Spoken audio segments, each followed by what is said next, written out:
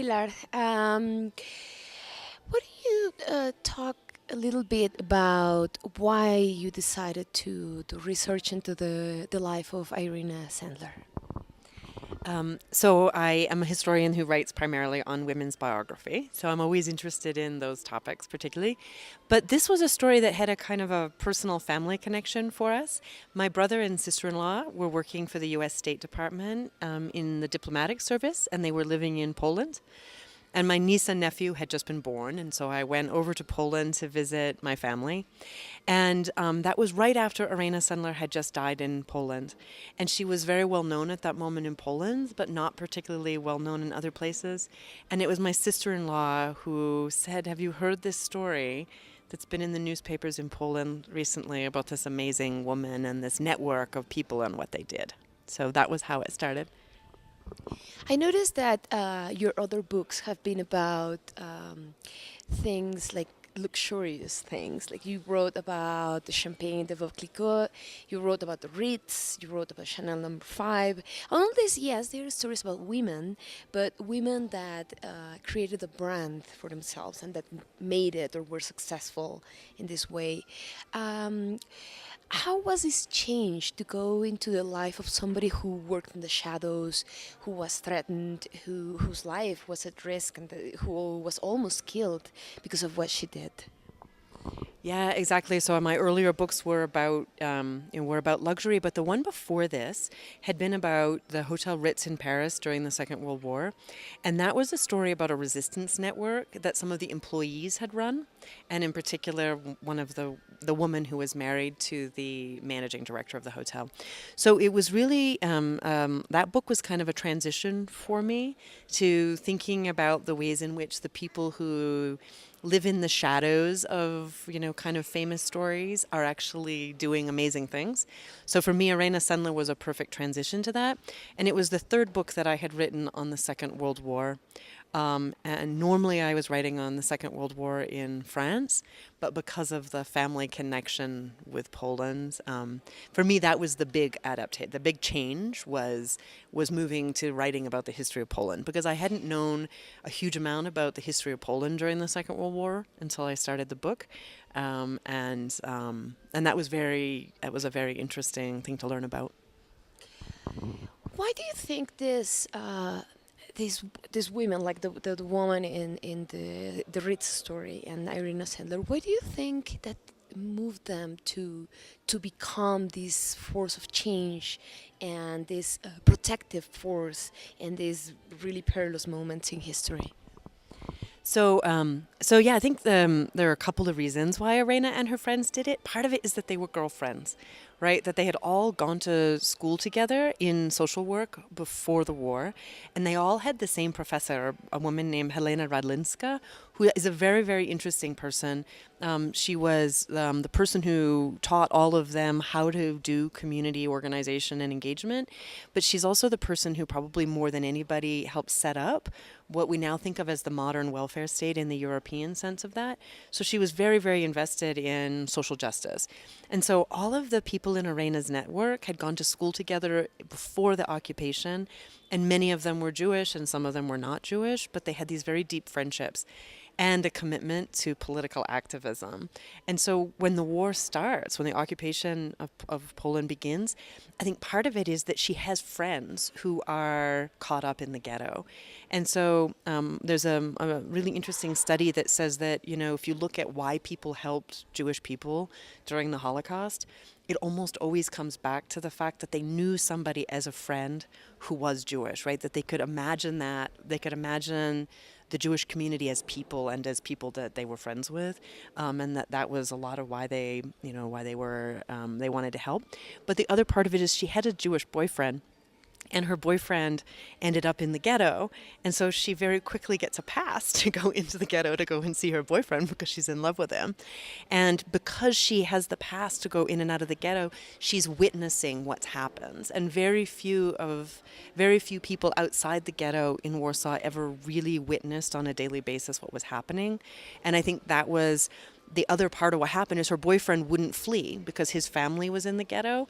And so I think it becomes a kind of shared project in their love story to help save orphaned children in the beginning, and then later children whose parents are trapped in the ghetto too. So love and friendship. Well, I think that's the story of humankind and how we have survived.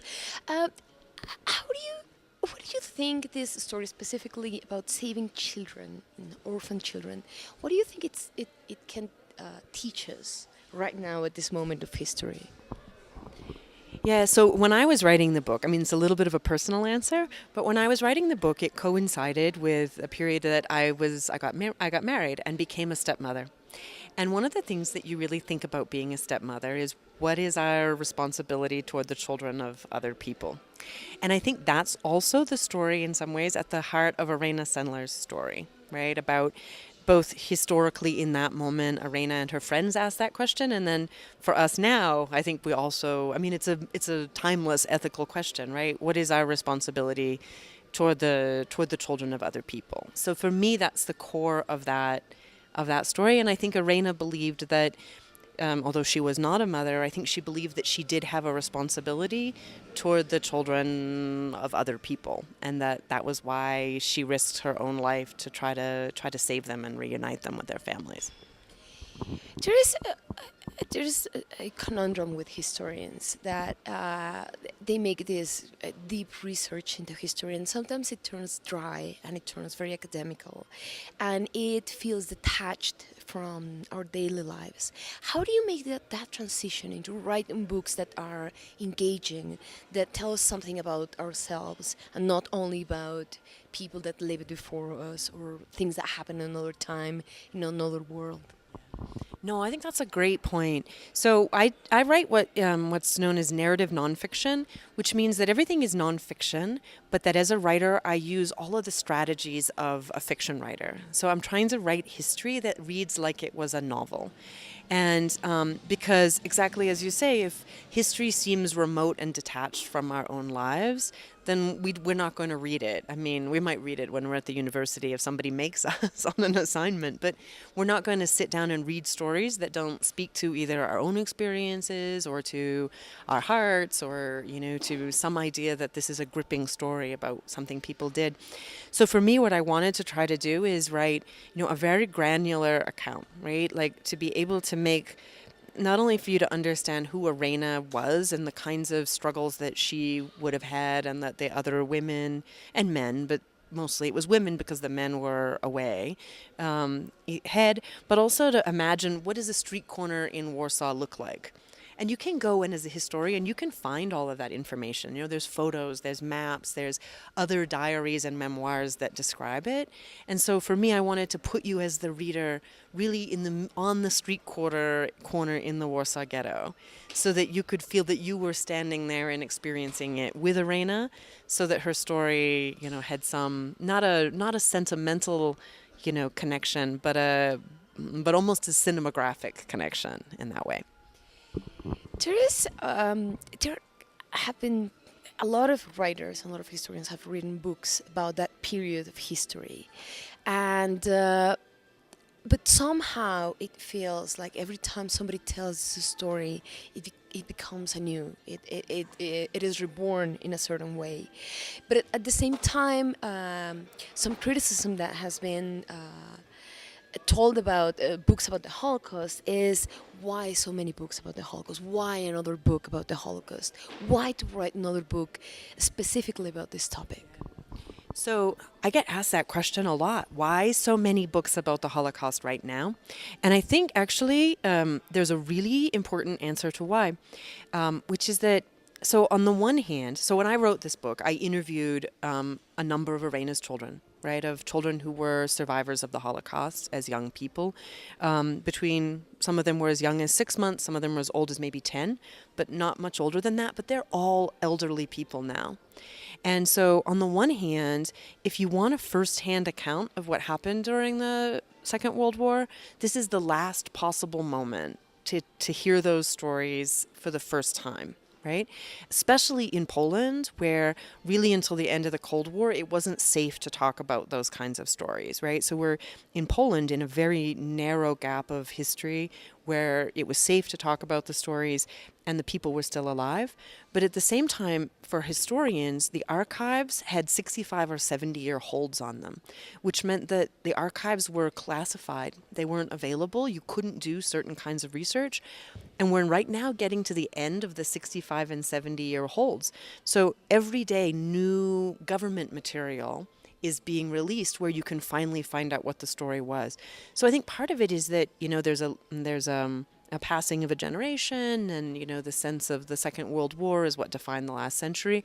But I think the real answer is that right now, if you're a historian, you can get both kinds of information. You can still get firsthand stories, and for the first time, you can get all of the archival material. And that means that stories that we haven't ever heard are coming to life now, but that in 15 years, it will be too late to get the testimony of those people. So my guess is that we'll see World War II stories for another maybe 10 years, and then I bet that we'll start seeing Cold War stories next, because that material is just getting released now.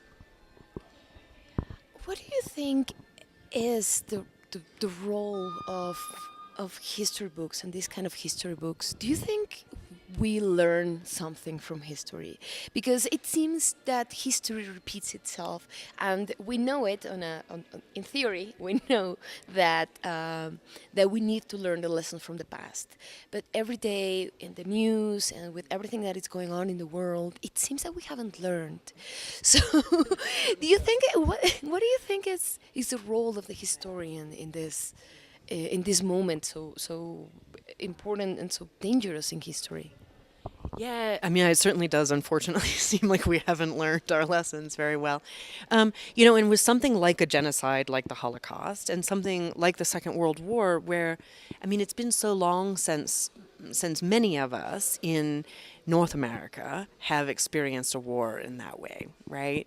That I think it's very easy and obviously people in the other parts of the world live with war on a daily basis, and we're privileged, to not have had that experience. But for us, it's very easy, I think, to forget exactly how terrible a war is. And I think it's hard to forget there are certain conditions, easy to forget that there are certain conditions that can lead to the possibility of genocides.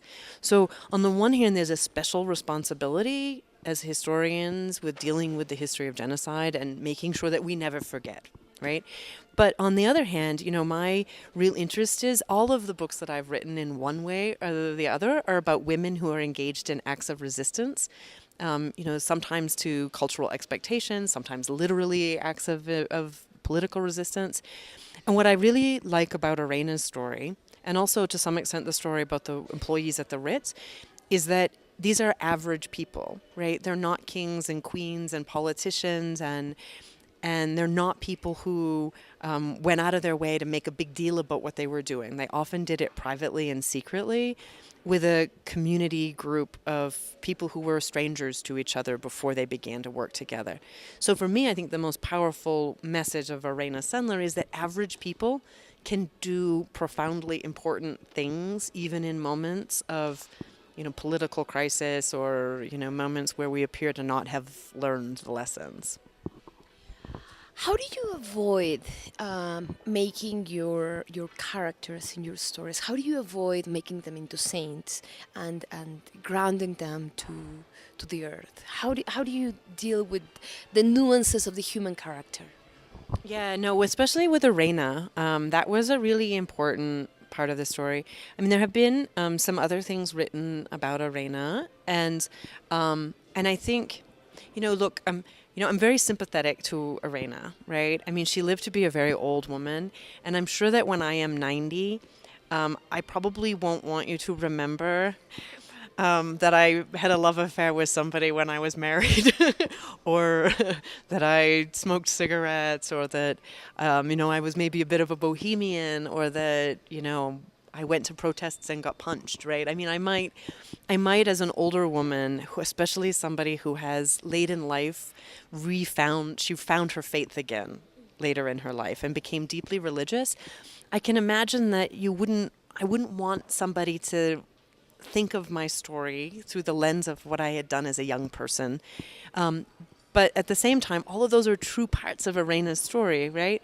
And so I think later in her life, Irena's story ends up being told as though she were this saint who, simply were sacrificing. But the truth is, she was a young woman who was in love with somebody and was trying to help her friends and was engaged in an act of youthful idealism that was profoundly human. And, she knew that she wasn't a very good daughter. That was something she struggled with. And, in the end, she chose to focus on saving other children and, took time away from her own family to do that, right? I mean, she made a really complicated set of decisions that, for me, made her a very real person like any of us, right? Because if Irena could be a flawed and real person and still do something amazing, maybe we have a chance, right? Because I'm not a saint. I don't know about you. And if you have to be a saint in order to do something brave, then it's too late for me. But if you can be a normal person, maybe we too could do something if we were called to do it. Lastly, if you had to choose one thing that you learned from Irena in the research or in the writing of the book, what is one thing you would tell everybody? You have to learn this about her. Yeah, I mean, for me, the most amazing thing, I'm not sure it's something it's something to think about maybe rather than learn, if that makes sense. The thing that I think the book asks and that Irena asks us is, would I be that brave? Right? I think that's the question that in some ways the story made me ask over and over again. And in Irena's case, it's not that she was brave just once. It was that over a period of years, every single morning she woke up and she risked her life over and over again. And I don't know, I would like to think that I would be brave enough to one time do something that brave, but I'm not sure that, I hope that I would be, but I'm not sure I would be brave enough every single day to risk my life. And I think the reason that in the end she did that is that because she embedded herself in a community of people, all of whom were trying to take care of each other, and that was the reason that she was able to be that brave.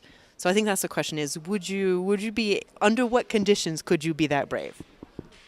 Thank you very much, Tilar.